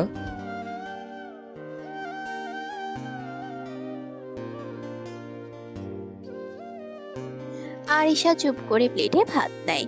মাথা নিচু, মুখে কোনো কথা নেই। ঈশান মাঝে মধ্যে তাকায়। সে চোখে একরাশ নিশ্চয়তা, আরিশার চোখে দ্বিধা। মা হাসি মুখে বলে। আরিশার হাত কাঁপে। সে বুঝে যায় এই রাত শুধু খাওয়ার নয়, এই রাত অনেক অমীমাংসিত কথারও। ঈশান টেবিলের নিচে খুব আলতো করে তার আঙ্গুল ছুঁয়ে দেয়। কেউ টের পায় না। আরিশা তাকায় না, কিন্তু হাত সরায়ও না। ঘরের ভেতরে অদ্ভুত এক নীরবতা নামে, যার ভেতরে লুকিয়ে আছে ঘরের ভেতরে অদ্ভুত এক নীরবতা নামে, যার ভেতরে লুকিয়ে আছে শুরু আর শেষের মাঝামাঝি এক গভীর টান। ডাইনিং টেবিলের পাশে হালকা শব্দ করে চেয়ার টানার আওয়াজ ভেসে আসে। আরিশার বাবা ধীরে ধীরে এসে দাঁড়ান। কি ব্যাপার, কেমন আছো ঈশান? ভালো আছি আঙ্কেল, আপনি কেমন আছেন? এই তো, বয়সের ভার। তোমার পরিবারের সবাই কেমন আছে? সবাই ভালো আছে আঙ্কেল। বাবা আপনার কথা জিজ্ঞেস করছিলেন। ভালোই। খাও বাবা, খাবার ঠান্ডা হয়ে যাবে, পরে বসে গল্প করব। আচ্ছা আঙ্কেল। আরিশা চুপচাপ বসে থাকে। চামচে ভাত নেড়ে চেড়ে খাচ্ছে, কিন্তু মনটা অন্যখানে। মা খুশি গলায় বলে,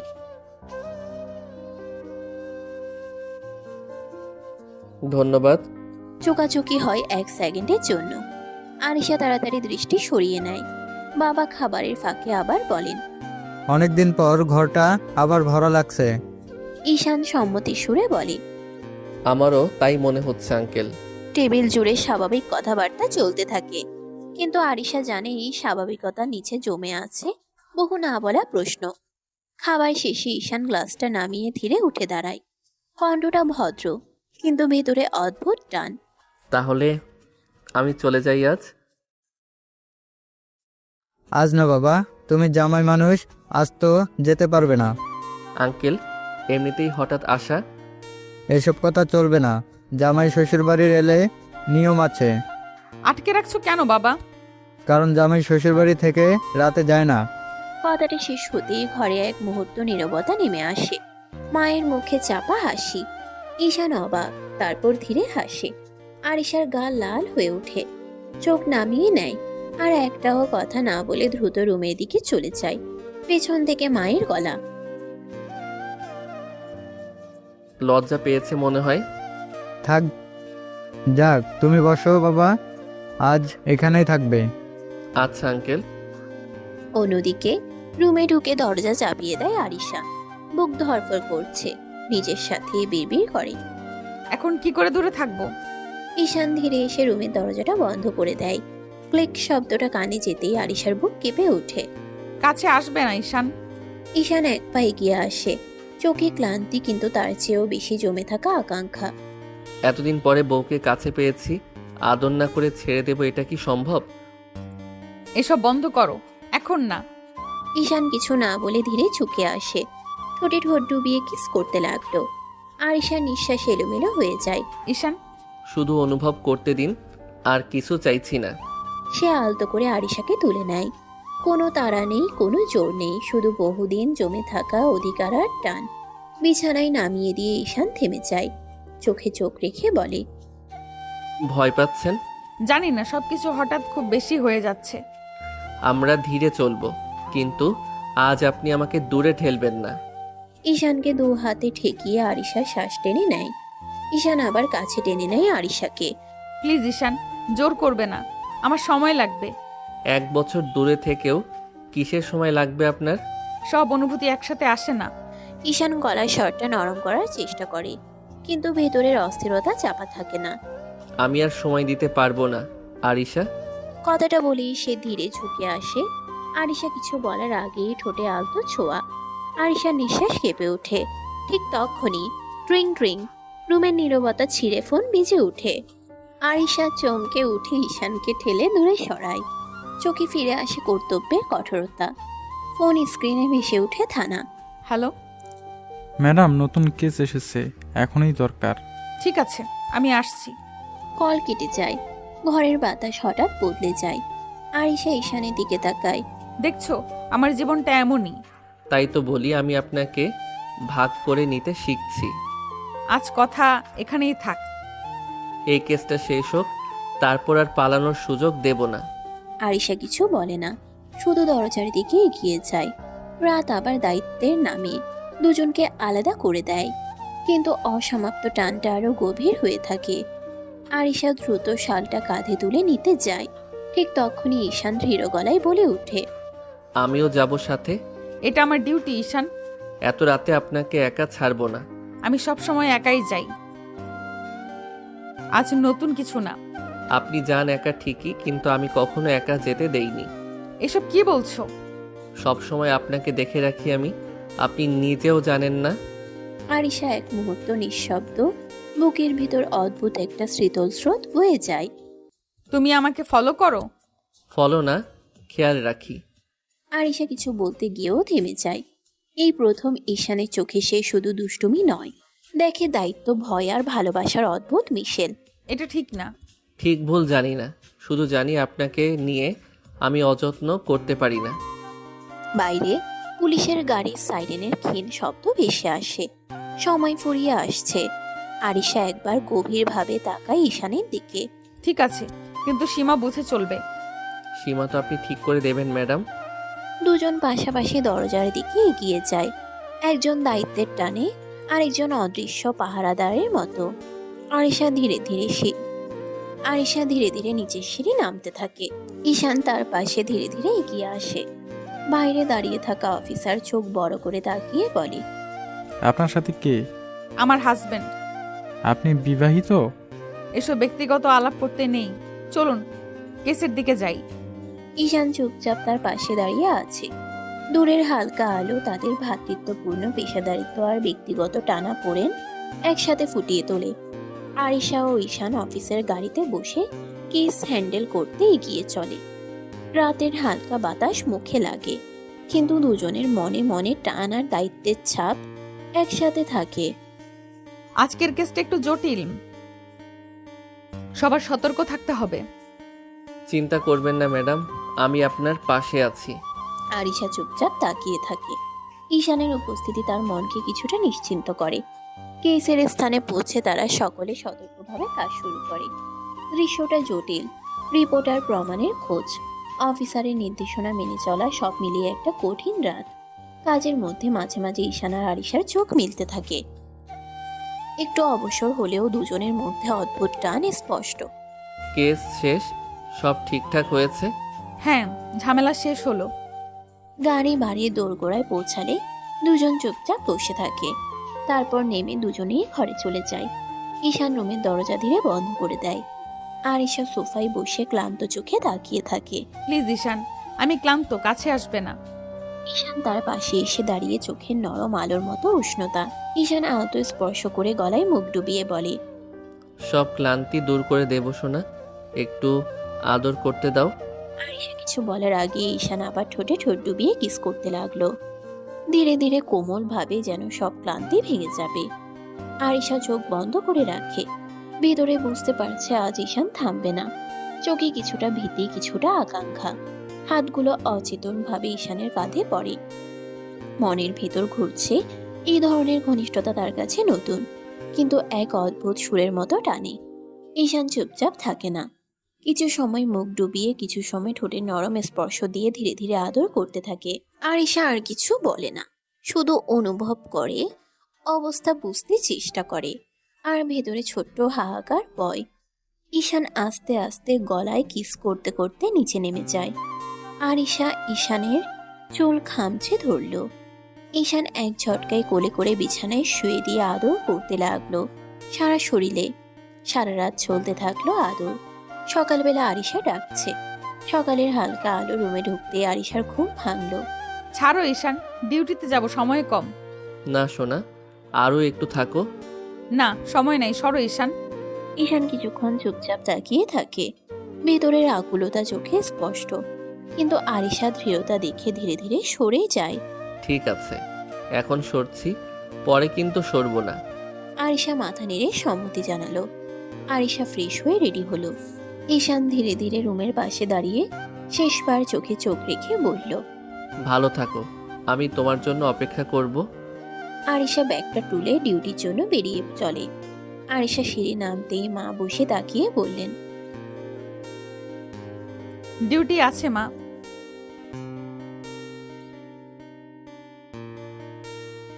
কাজ আছে মা, ডিউটি করতে হবে।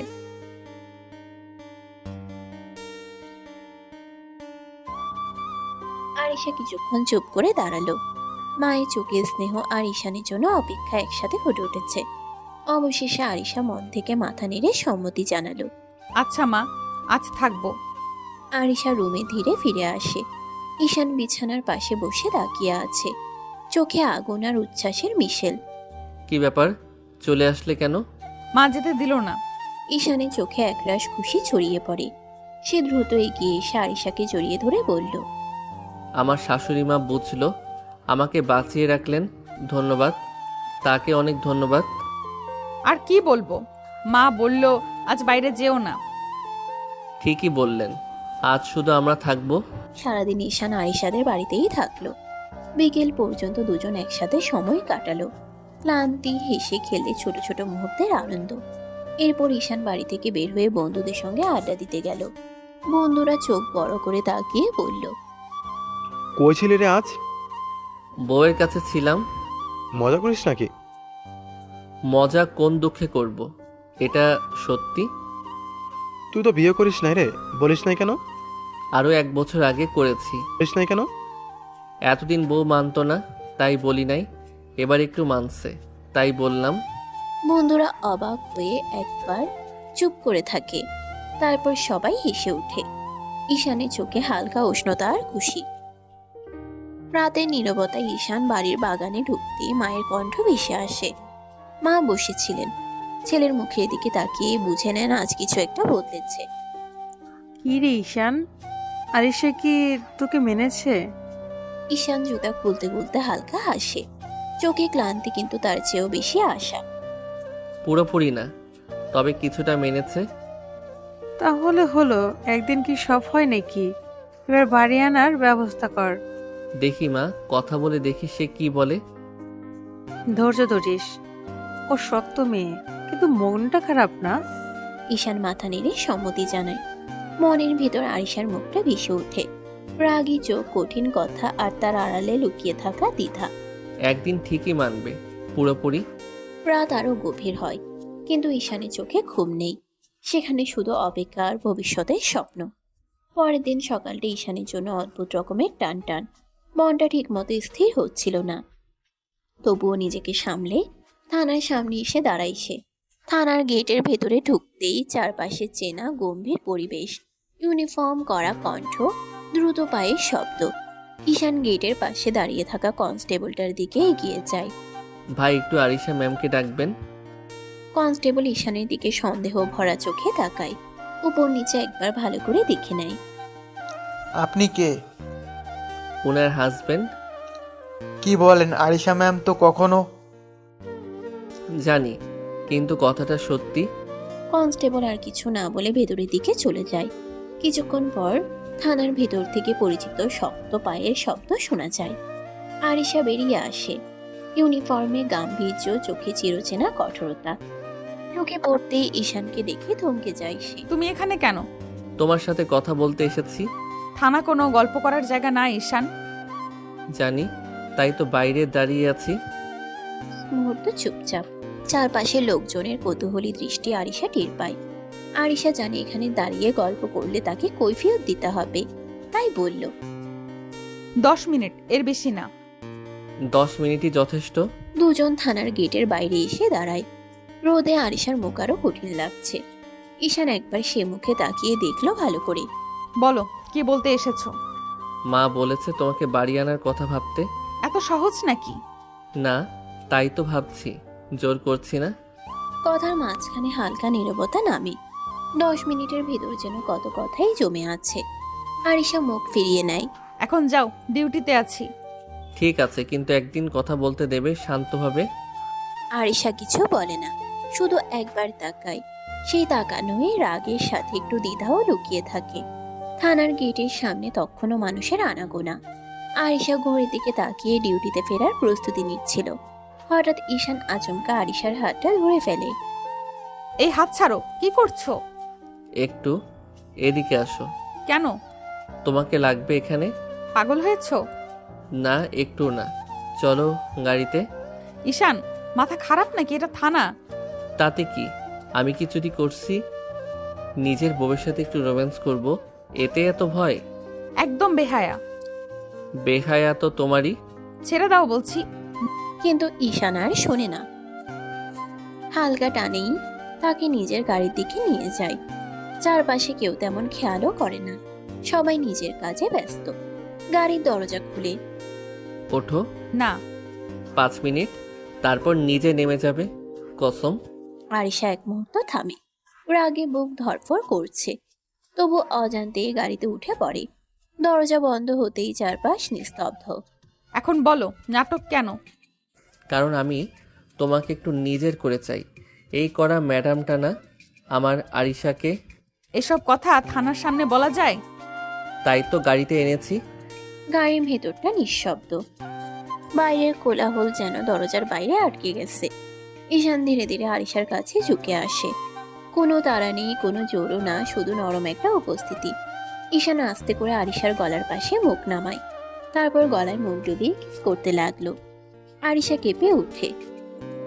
ঈশান, কেউ দেখবে। ঈশান চুমো থামায় না, যেন এই মুহূর্তে সে হাতছাড়া করতে চায় না। ঈশান আরো গভীরভাবে গলায় মুখ ডুবিয়ে ফিসফিস করে বলে, দেখবে না সোনা, গাড়ির দরজা বন্ধ, একটু আদর করে ছেড়ে দেব, চিন্তা করো না।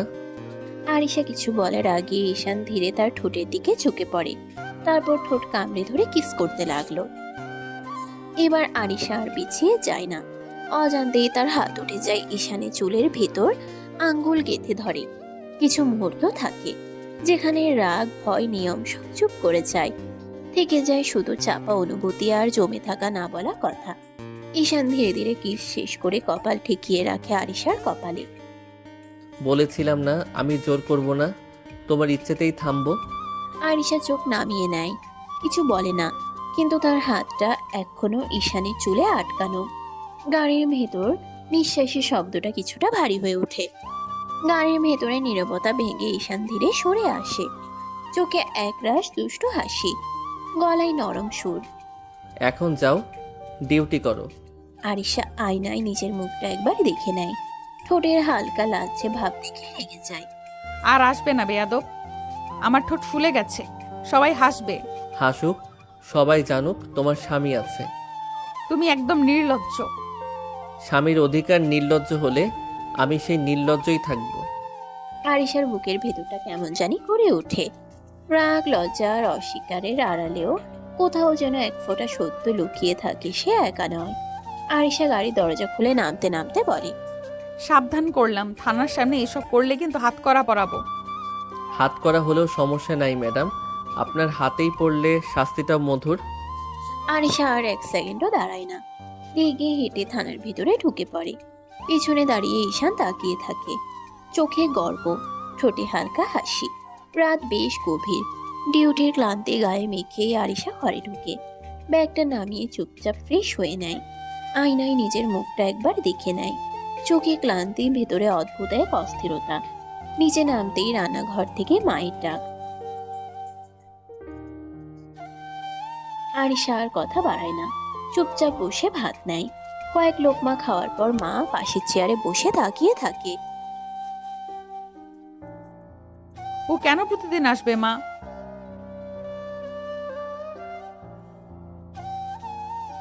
মা প্লিজ এই বিষয়টা এইভাবে বলো না।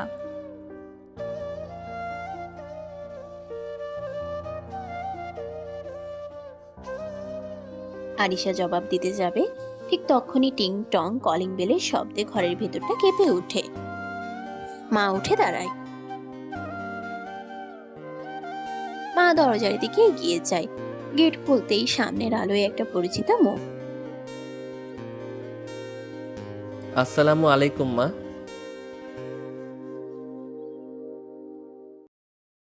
দেরি হয়ে গেছে জানি, ভাবলাম একবার দেখে যাই।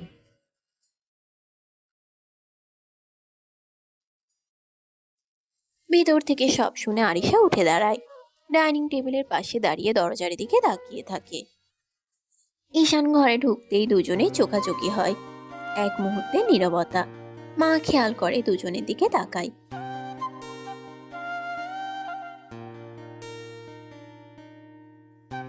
আমি খেয়ে ফেলেছি।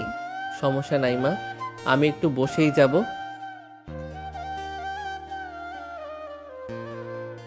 মা চলে যেতে আবার সেই নীরবতা।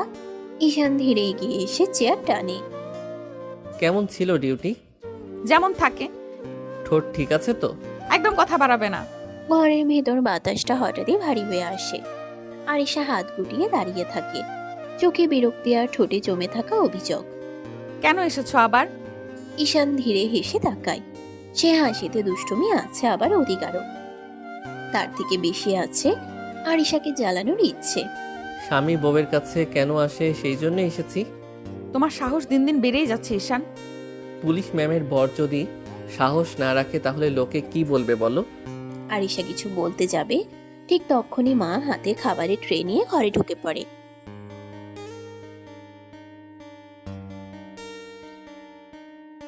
ধন্যবাদ মা, আপনি না থাকলে আমার পেটই চলতো না। যে বউ আমার।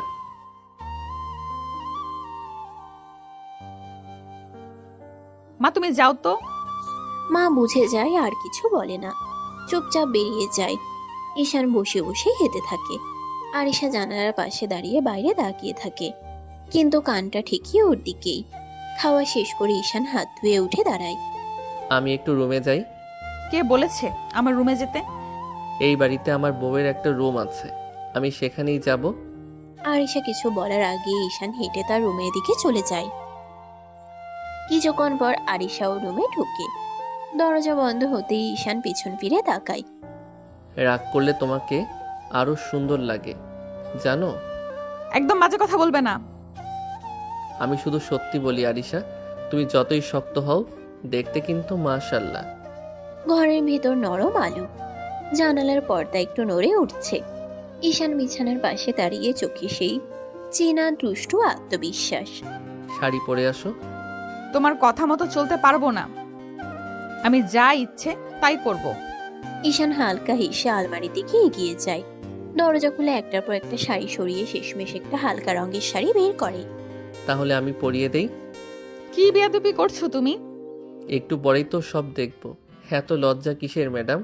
আরিশার রাগে গাল লাল হয়ে যায়। সে ঝট করে শাড়িটা ঈশানের হাত থেকে কেড়ে নেয়। একদম বাড়াবাড়ি করো না। এই বলে সে দ্রুত বাথরুমের দিকে চলে যায়। দরজা বন্ধ হতেই ভেতর থেকে লক দেওয়ার শব্দ। ঈশান বাইরে দাঁড়িয়ে হেসে ফেলে। তাড়াতাড়ি আসবেন কিন্তু, শাড়িতে আপনাকে দেখার খুব ইচ্ছে।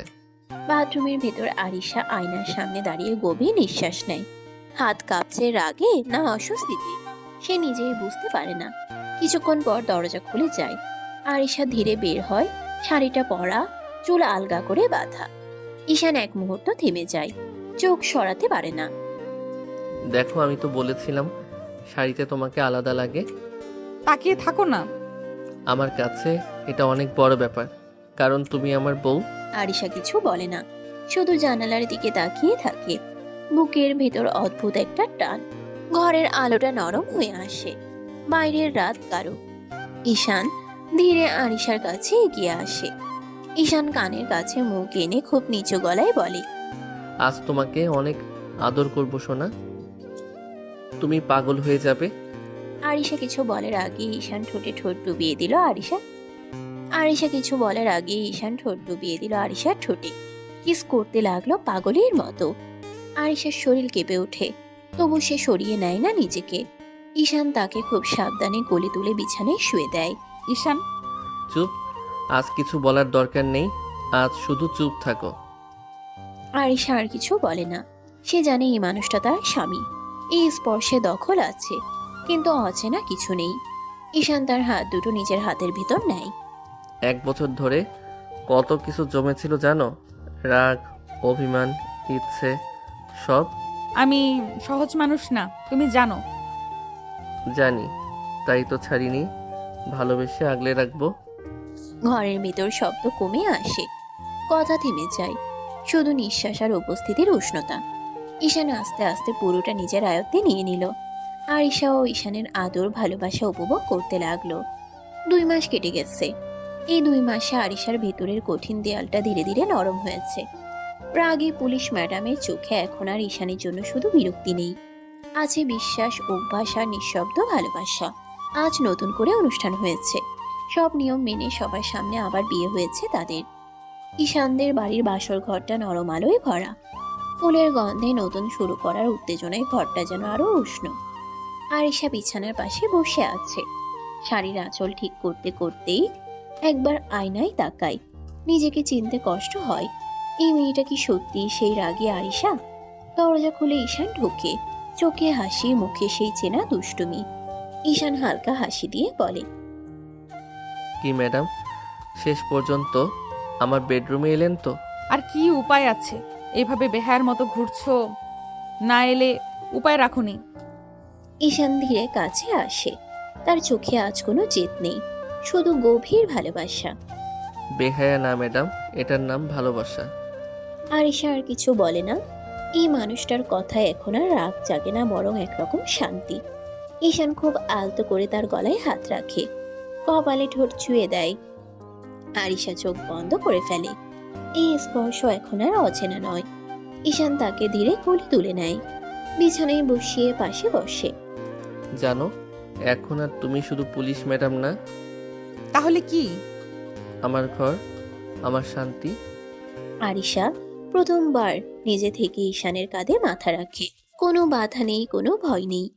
ঈশান ধীরে ধীরে আরিশাকে শুয়ে দিয়ে কিস করতে লাগলো। আরিশাও বাধা দিল না। ঈশান এক হাত দিয়ে আরিশার শাড়ির আঁচল ফেলে দিয়ে বুকে মুখ ডুবিয়ে কিস করতে লাগলো। আরিশা ও ঈশানের স্পর্শে বেসামাল হয়ে গেছে।